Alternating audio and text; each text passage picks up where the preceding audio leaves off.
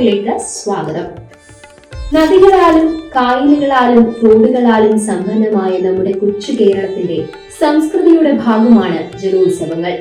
നാടുകൾ തോറും നടക്കുന്ന വള്ളംകളികളും മറ്റും അതിന്റെ ഒരു ഭാഗം. കൂട്ടത്തിൽ പ്രൗഢിയുടെയും പഴമയുടെയും പ്രശസ്തിയുടെയും കാര്യത്തിൽ മുന്നിലുള്ളതാണ് ആറന്മുള വള്ളംകളി. പത്തനംതിട്ട ജില്ലയിലെ ആറന്മുളയിലാണ് ആറന്മുള ഉത്രട്ടാതി വള്ളംകളി നടക്കുന്നത്.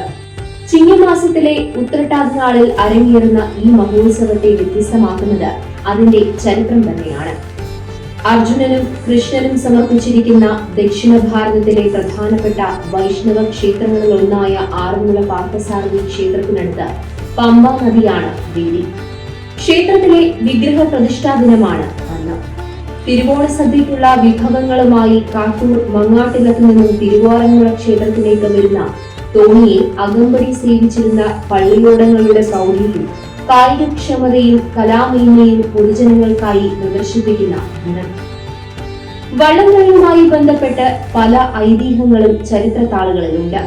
മങ്ങാട്ടിലത്ത് നിന്നും ആറന്മുളയ്ക്ക് ഓണക്കാഴ്ചയുമായി പമ്പയിലൂടെ വന്ന ഭട്ടതിരിയെ അക്രമികളിൽ നിന്നും സംരക്ഷിക്കുന്നതിനായി കരക്കാർ വള്ളങ്ങളിൽ തിരുവോണത്തോണിക്ക് അകമ്പടി വന്നതിന്റെ ഓർമ്മയ്ക്കായാണ് ഉത്സവമെന്ന് പൊതുവിശ്വാസം. 52 ചുണ്ടൻ വള്ളങ്ങളാണ് മാറ്റൊരുക്കുക. നെടുമ്പ്രയാർ പള്ളിയോടമാണ് ഇതിൽ ആദ്യമായി നിർമ്മിച്ച പള്ളിയോടമെന്ന് വിശ്വസിക്കുന്നു. വള്ളംകളിയിൽ വെള്ളമുണ്ടും തലപ്പാവും അണിഞ്ഞ തുഴച്ചിൽക്കാർ വള്ളപ്പാട്ടുകൾ പാടുന്നു. പള്ളിയോടങ്ങളുടെ അമരച്ചാർത്തും നടുവിലായുള്ള മുത്തുക്കുടയും കൊടിച്ചാമരങ്ങളും ഇതിനെ സമാനതകളില്ലാത്ത ജലോത്സവമാക്കി മാറ്റുന്നു. 4ാം നൂറ്റാണ്ടു മുതൽ നടന്നു വരുന്ന ഈ ജലമേള കലാസാംസ്കാരിക പൈതൃകത്തിന്റെ ഉദാത്തമായ ഉദാഹരണമാണ്. മനോഹരമായി അലങ്കരിക്കപ്പെട്ട പള്ളിയോടങ്ങളുടെ വർണ്ണാഭമായ ഘോഷയാത്രയും തുടർന്ന് മത്സര വള്ളംകളിയുമാണ് നടക്കുന്നത്.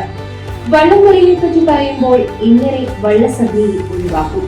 രുചിയുടെ പെരുമ കൊണ്ടും പങ്കെടുക്കുന്ന ഭക്തരുടെ ബാഹുല്യം കൊണ്ടും ഒരുപക്ഷെ ലോകത്തിലെ തന്നെ 1ാം സ്ഥാനത്ത് നിലകൊള്ളുന്ന ദക്ഷിണ മാമാങ്കമാകാം ആറന്മുള ക്ഷേത്രത്തിലെ വള്ളസദ്യയും വിഭവങ്ങളുടെ രുചി വൈവിധ്യവും. ഇത്തവണ സെപ്റ്റംബർ 18 ബുധനാഴ്ചയാണ് വള്ളംകളി. വീഡിയോ ഇഷ്ടപ്പെട്ടാൽ ലൈക്ക് ചെയ്യുക, ഷെയർ ചെയ്യുക. നമ്മുടെ നാട്ടിലെ നമ്മുടെ കഥകൾ അറിയാൻ D924 സബ്സ്ക്രൈബ് ചെയ്യുക.